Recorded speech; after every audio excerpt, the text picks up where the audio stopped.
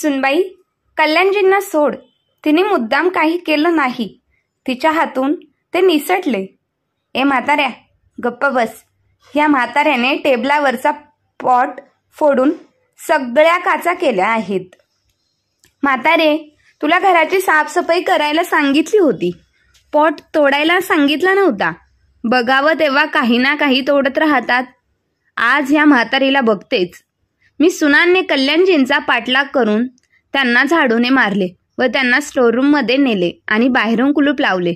रमेशजी हात जोडून म्हणाले, सुनबाई, मी पैसे वाचवून नवीन पॉट मागून घेईन, पण माझ्या बायकोवर असा अन्याय करू नकोस. सकाळपासून तिने काही खाल्लेलेही नाही. तुला माहीत आहे का की तिला आता जास्त काम करता येत नाही. शिवाय मलाही बरे वाटत नाही. ती पण दिवसभर माझी काळजी घेते आणि तुम्ही लोक ना आम्हाला खायला देत ना औषध देत. आमची अवस्था दिवसेंदिवस बिकट होत चालली आहे. शेवटी आमचा काय गुन्हा? सुनेला रागाने म्हणाली, म्हाताऱ्या, गप्प बस, नाहीतर मी तुला तुझ्या बायकोसोबत कोंडून ठेवीन. बघावं तेव्हा बायकोची बाजू घेत असतो. असे बोलून ती तेथून निघून गेली. रमेशजी आपल्या पत्नीच्या प्रकृतीवर बऱ्याच वेळ रडत बसले. मग अचानक त्यांनी खिशातून डायरी काढली, आजूबाजूला बघितले आणि मुलीला कॉल केला. नमस्कार बाबा, कसे आहात? तुम्हाला तुमची मुलगी अजिबात आठवत नाही ना? आई कशी आहे? कित्येक महिन्यांनी आपल्या मुलीचा आवाज ऐकून रमेश ढसढसा रडू लागले. बेटा, आम्हाला वाचव, नाहीतर तुझी वहिनी आम्हाला कधीतरी. बाबा, तुम्ही का रडत आहात? आईला काय झालेस? रमाने घाबरून विचारले. पण इतक्यात सुनैना आली आणि फोन कट केला आणि पाहिले की म्हातारा आपल्या सुनेची तक्रार मुलीकडे करत होता. तुमची मुलीसमोर तोंड उघडायची हिंमत कशी झाली? सुनैना, या लोकांनी आज काही पुन्हा केले आहे का? ऑफिसमधून येताना संजयने विचारले असताना सुनैनाने रडण्याचे नाटक केले. आणि तू लंडनवरून मागवलेले 60,000 रुपये किमतीचे टेबल पॉट तुझ्या आईने कसे फोडले हे सर्व सांगू लागली. मी म्हणते त्यांना आत्ताच घराबाहेर काढा, नाहीतर एके दिवशी बायकोची बातमी कळताच संजय रागाने स्टोअररूममध्ये गेला आणि आईला परत आणून अंगणात टाकलं. मग तो त्यांच्या खोलीत गेला आणि सामान बांधले आणि घराबाहेर फेकून रागाने म्हणाला, तुम्ही लोक इथून जाऊ शकता. माझ्या घरात आता ह्या भिकाऱ्यांना जागा नाही. बेटा संजय, तू आमच्याशी असं कसं वागू शकतोस? शेवटी आमचा काय दोष? तुला मी शिक्षण देऊन सक्षम व्यक्ती बनवले. मी माझ्या सर्व जबाबदाऱ्या पार पाडल्या. भविष्यात तुझ्यावर कोणतेही ओझे पडू नये म्हणून मी तुझ्या मोठ्या बहिणीचे स्वतःहून लग्न केले. तरीही बाबा, तुम्ही आमच्यासाठी एवढं काय केलं म्हणून विचारतोयस? मागच्या वर्षी तू जमीन विकून मला गाडी दे म्हणालास. फक्त तुझ्या आनंदासाठी मी माझ्या पूर्वजांची जमीन विकून संपूर्ण पैसा तुझ्या हवाली केला आणि आज तू आम्हाला आमच्याच घरातून बाहेर पाडायला सांगत आहेस. असं करू नकोस बेटा. आम्हाला आमची काळजी नाही, आम्हाला तुमच्या इज्जतीची काळजी आहे. लोकांनी बघितले तर लोक काय म्हणतील? रमेशचे मुलगा संजय सोबत हात जोडून विनंती करतात. संजय त्यांना ढकलून सांगतो, निघून जा म्हाताऱ्या. गावातील जमीन विकून 15 लाख रुपये काय दिलेस? तू माझ्यावर उपकार केलेस का? आणि एक गोष्ट उघड्या कानांनी ऐक, हे घर आता तुमचे राहिले नाही. हे घर विकून जेवढे पैसे तुम्ही मला फिक्स करायला सांगितले होतात, मग मी ते माझ्या नावावर करून घेतले. आता तुमच्या हातात कटोरा आहे. आता हा कटोरा घ्या आणि रस्त्यावर भीक मागा. रमेशजींची पत्नी कल्याणजी ही आपल्या मुलाशी हात जोडून म्हणाल्या, संजय, तू तुझ्या वडिलांशी असे कसे बोलतोस? बेटा, तू किती बदलला आहेस. अशा वर्तनाचे कारण काय आहे? मला वाटायचे सून जर आपल्याला पोटभर खायला देत नसेल तर तू तिला थांबवून म्हणशील की हे माझे आईबाबा आहेत, त्यांच्याशी चांगले वाग. पण तू तर तिला अजून सपोर्ट करतोयस. संजयची पत्नी सुनैना म्हणाली, बरं, आता माझ्या नवऱ्याला माझ्याच विरुद्ध भडकवले जात आहे. विसरून जा म्हातारे, ते दिवस गेले. आता तुला मुलाची आठवण येत आहे का? तेव्हा ती म्हातारी कुठे गेली होती जेव्हा तिच्याकडे सर्व काही असताना ती आपल्या मुलीला देत होती? तू तुझ्या मुलीला इतके दागिने देऊ नकोस असे किती समजावले होते आणि एवढा हुंडा देण्याची काय गरज होती? जावई नकार देत असतानाही तुम्ही लाखो रुपये त्यांच्या नावावर ट्रान्सफर केलेत.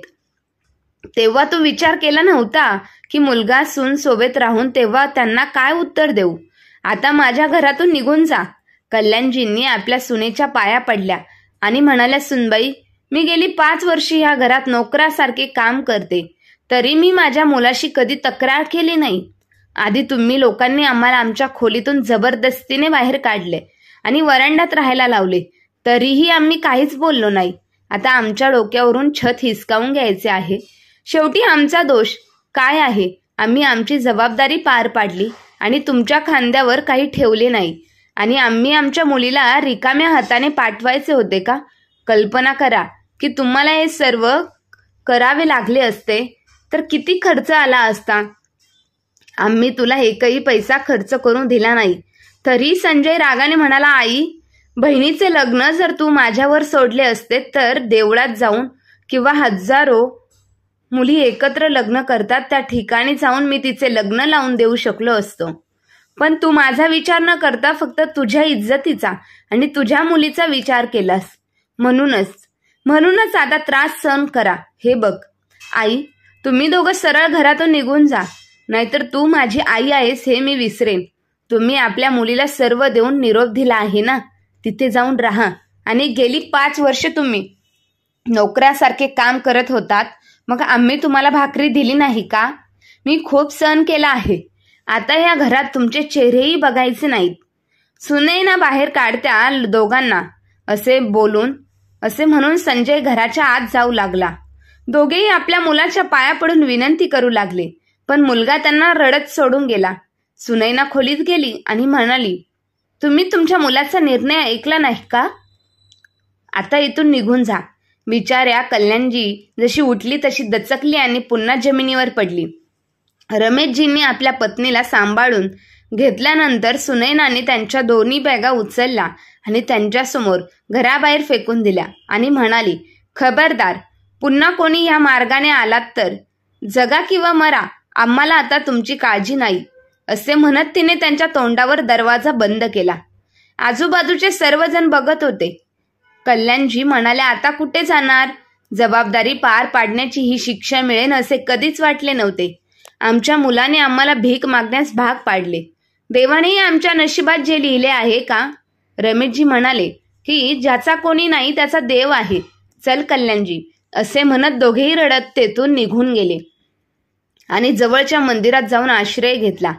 आजूबाजूची म्हातारी माणसं कधी भाकरी तर कधी पाणी पाहिजे, पण असं कोणी किती दिवस करणार?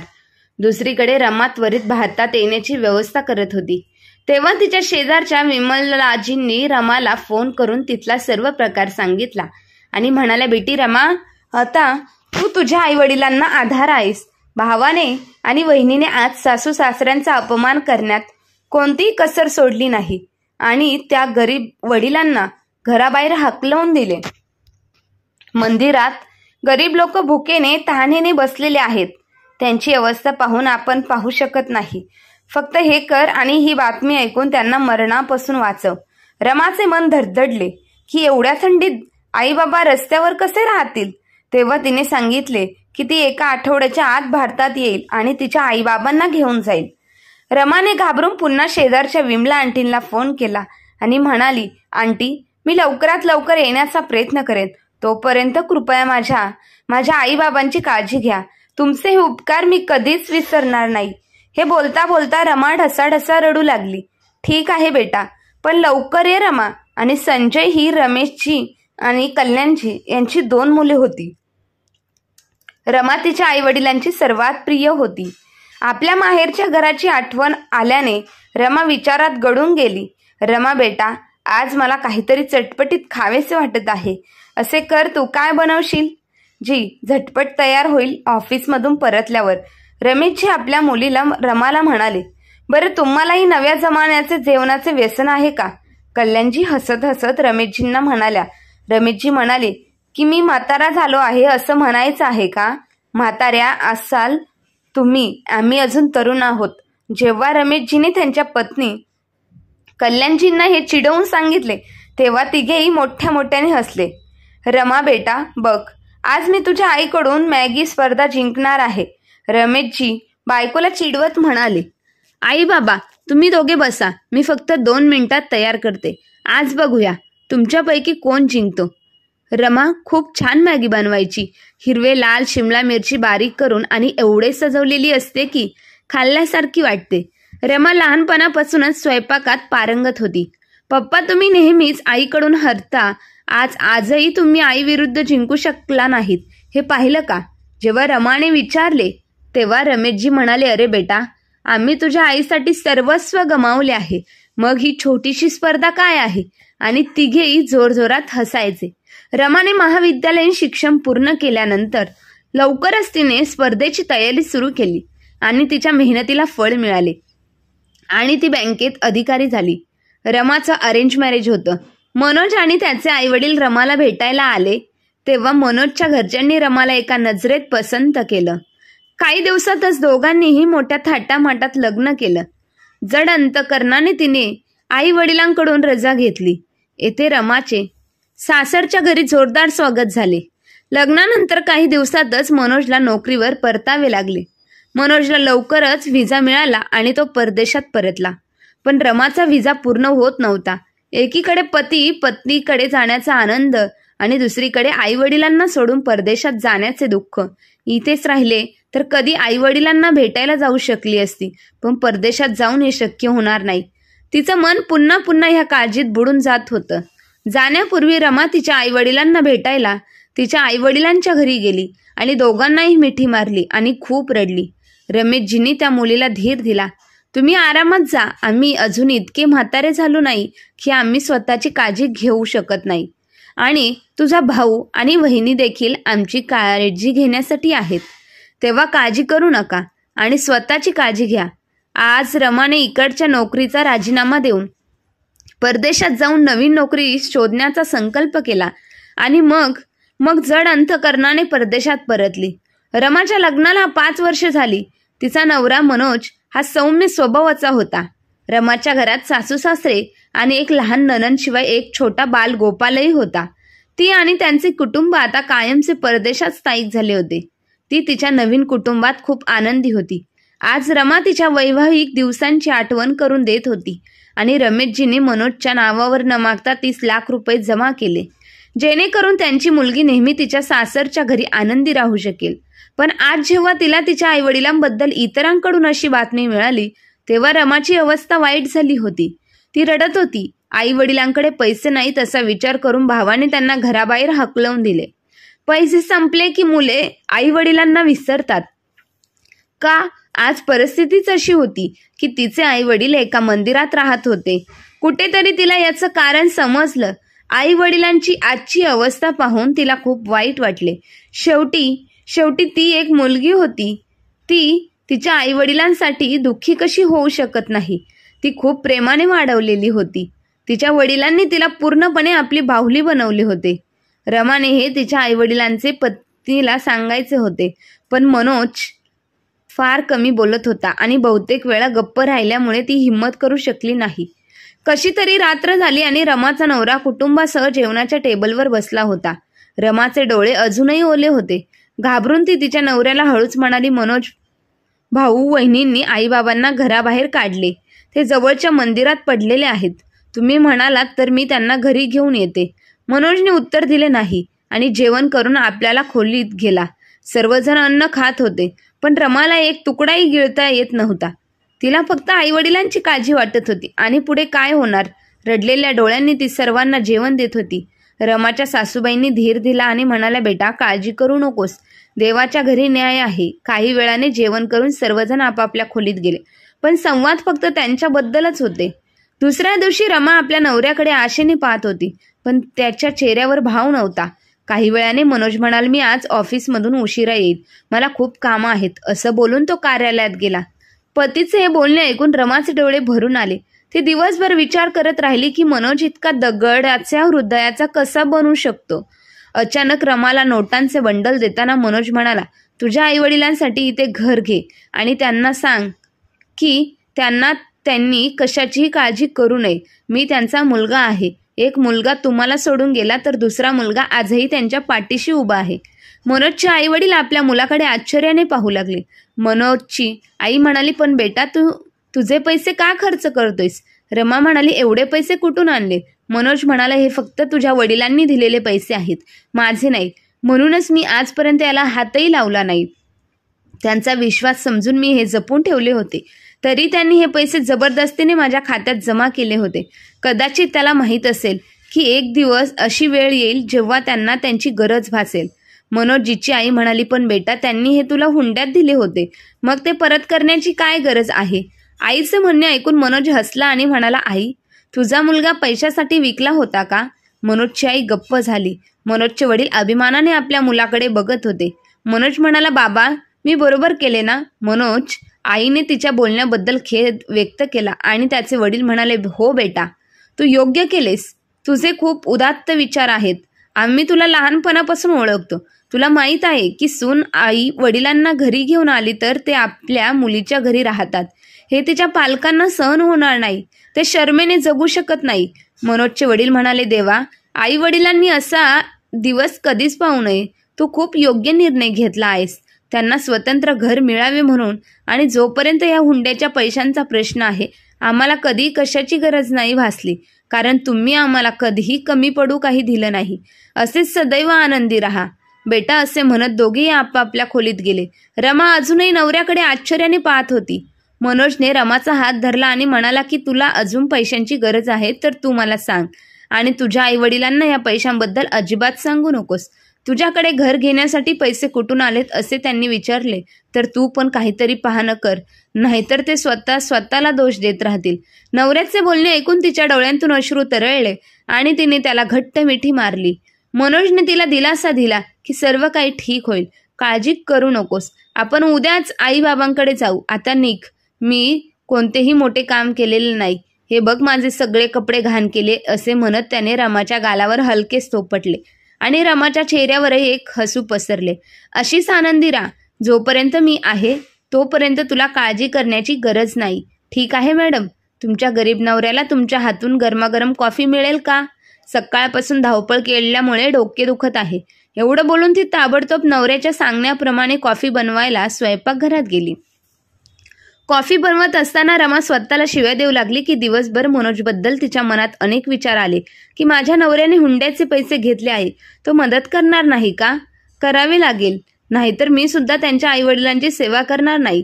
तिचा नवरा कमी बोलतो पण सर्व काही समजतो आणि तिच्यापेक्षा जास्त करतो, हे सर्व रमाला समजले होते. कॉफी पित असताना रमाने मनोजची माफी मागितली आणि तिच्या मनात आलेल्या सर्व गोष्टी सांगितल्या. मनोज म्हणाला, काहीच हरकत नाही, तुझ्या जागी मी असतो तर कदाचित मी असाच विचार केला असता. आता तू जी काही जबाबदारी घेण्याचे ठरवले आहेस ती पूर्ण कर, आणि जेव्हा तुला माझी मदत लागेल तेव्हा मोकळ्या मनाने विचार. रमाला खूप आनंद झाला आणि मनोजला मिठी मारली आणि म्हणाली, देवा, मला प्रत्येक जन्मात माझा नवरा मिळू दे. मनोज फक्त हसला आणि म्हणाले, याची काही गरज नाही, माझे कपडे पुन्हा घाण करू नकोस. रमा हसायला लागली आणि मनोज त्याच्या आईवडिलांच्या खोलीत जाऊन त्यांची तब्येत विचारत होता. रमाला आज तिच्या आयुष्याच्या जोडीदाराचा खूप अभिमान वाटत होता आणि त्याच्याबद्दल देवाचे आभार मानत होती. दुसऱ्या दिवशी दोघेही भारताकडे निघाले आणि त्याच मंदिरात पोहोचले. आई वडिलांची अवस्था पाहून रमाचे डोळे भरून आले. आपल्या मुलीला समोर पाहून पालकांचेही डोळे ओलावले. रमाने आई वडिलांना मिठी मारली. आई, हे सगळं कसं झालं? भाऊ इतका कठोर मनाचा कसा असू शकतो की तो तुमच्याशी असं वागला? कल्याणजी रडत म्हणाल्या, बेटा, तुझ्या वडिलांच्या निवृत्तीनंतर तुझी वहिनी आम्हाला प्रत्येक गोष्टींसाठी शिव्या द्यायची. हळूहळू तुझ्या भावावरही तिच्या बोलण्याचा प्रभाव पडू लागला आणि तोही आम्हाला शिव्या देऊ लागला. तुझी वहिनी तुझ्या वडिलांना आणि मला दिवसभर घरची कामं करायला लावायची आणि ती स्वतः तिच्या मैत्रिणींसोबत पूर्ण दिवस घालवायची. इतकं काम करूनही तिने आम्हाला दोघांना नीट जेवायलाही दिलं नाही. थंडीत काम करून आणि कोरडे अन्न खाऊन तुझे वडील आजारी पडलेत. मी तुझ्या भावाकडे औषधासाठी पैसे मागितले तेव्हा मुलगा रागाने म्हणाला, आई, तुला दिसत नाही का माझ्यावर किती कर्ज आहे आणि हे असं किरकोळ आजार वृद्धपकाळात होत राहतात. तू मला आणि तुला का त्रास देत आहेस? इथून निघून जा, माझ्याकडे काही पैसे नाहीत. एवढंच नाही तर बेटा, तुझ्या वडिलांची अवस्था खूप वाईट झाली म्हणून मुलगा आणि सुनेने आम्हाला दोघांनाही घराबाहेर काढलं. रबाने रडून रडून आईला मिठी मारली. मग आई वडिलांचे अश्रू पुसत ती म्हणाली, चला आई बाबा, तुमच्या घरी जे तुम्ही तुमच्या मेहनतीने बांधलं त्या घराच्या प्रत्येक कोपऱ्यात तुम्हा दोघांच्या आठवणी आहेत. ते घर अजूनही तुम्हा दोघांचे आहे. भाऊ आणि वहिनीचा त्या घरावर अधिकार नाही. तुम्हाला कोणीही घरातून हकलू देऊ शकत नाही. रमाने आईवडिलांचा हात धरून त्यांना घरी आणले. घर बघून त्यांच्या डोळ्यात पाणी आले. रमाने पाहिले की तिचा भाऊ आणि वहिनी अजून घरी परतले नाहीत, जे आपल्या पार्टीत व्यस्त असतील. असे कसे आहात सासू सासरे? जावई सासरच्या घरी आला असून त्याला कोणी एक ग्लास पाणी घ्यायलाही सांगितले नाही. मला कधीपासून भूक लागली आहे बरं. आता ह्या गरीब जावयाला आपल्या मुलीसमोर कोण विचारणार, म्हणून मी परत जातो. मनोजने गरीब चेहरा करून उदास वातावरण उजळण्याचा प्रयत्न केला. तेव्हा सर्वांच्या चेहऱ्यावर हसू उमटले. कल्याणजी म्हणाल्या, बेटा बेटा प्लीज मला माफ कर. मी आता तुझ्यासाठी काहीतरी चांगलं तयार करून आणते. नाही आई, मी जेवायला सुरुवात केली आहे. हे पहा. डायनिंग टेबलकडे बोट दाखवत मनोज म्हणाला. अरे बेटा, तू हे कसं केलंस? रमेशजीने आश्चर्याने विचारलं. पप्पा, तुम्ही लोक तुमच्या मुलीला भेटण्यात व्यस्त होता तेव्हा मी हे सर्व ऑर्डर केले होतं. आपल्या जावयाने एवढा आदर दिल्याचे पाहून दोघांचेही डोळे ओले झाले. मनोज म्हणाला, ठीक आहे, आता जर तुम्ही रडून पोट भरणार असाल तर मी हे सर्व अन्न खाईन. सर्वांनी एकत्र जेवण केले. मनोजने रमाच्या आईवडिलांच्या आवडीनुसार सर्व जेवण ऑर्डर केले होते. त्यांना असे अन्न खाऊन महिना झाला होता. मुलगी आणि जावई यांच्यात इतकं प्रेम पाहून दोघांच्याही डोळ्यात पाणी आलं आणि त्यांनी रमा आणि मनोजला मिठी मारली. मग दोघेही धडधडत्या पावलाने रात्री उशिरा घरी पोहोचले आणि घरात आईवडिलांना बघून दोघांनाही धक्काच बसला. तुम्हा दोघांची हिंमत कशी झाली पुन्हा या घरात येण्याची? संजय रमेशजींना धमकावत म्हणाला. तुम्हा दोघांना इथे कोणी आणलं? मी आणलं आहे आणि मी पण बघेन माझ्या आईबाबांना इथून पुन्हा कोण बाहेर काढतो. मी त्यांना बाहेर फेकून देईन. सुनेंना म्हणाली, जसं मी त्यांना आधी बाहेर फेकलं होतं. हे ऐकून रमाचा राग अनावर झाला आणि तिने तिच्या वहिनीच्या गालावर जोरात चापट मारली. फक्त एक धप्पड खाऊन ती आधीच मध्यधुंद अवस्थेत स्तब्ध झाली आणि जमिनीची धूळ चाटत राहिली. रमाताई, ओरडू नकोस, नाहीतर तुम्हा दोघांनाही माझे असे रौद्र रूप दिसेल जे तुम्ही दोघांनी यापूर्वी कधीच पाहिले नसेल. तुम्ही काय म्हणालात? आईबाबांच्या उत्तम आरोग्यासाठी तुम्ही कुठल्या तरी मंदिरात पूजा करून घेत आहात. कोणत्या मंदिरात बियरची बाटली अर्पण करून पूजा केली जाते? भावाची कॉलर धरून रमा रागावून म्हणाली. दीदी, माझी कॉलर पकडण्याची तुझी हिंमत कशी झाली? रमाने आणखी एक थप्पड संजयच्या गालावर दिली. जो भाऊ कालपर्यंत माझ्या मांडीवर वाढणारा तो भाऊ मला डोळे दाखवून बोलायला लागला आहे. मनोज, ह्या दोघांचे सामान उचला आणि घराबाहेर फेकून द्या. आज मी पण पाहते की आई बाबांना घरातून कसे हाकलून दिले जाते. रमाताई, तू आमच्याशी असे करू शकत नाही. हे घर माझं आहे. संजय दबक्या आवाजात म्हणाला. कुठल्या घराबद्दल बोलतोयस?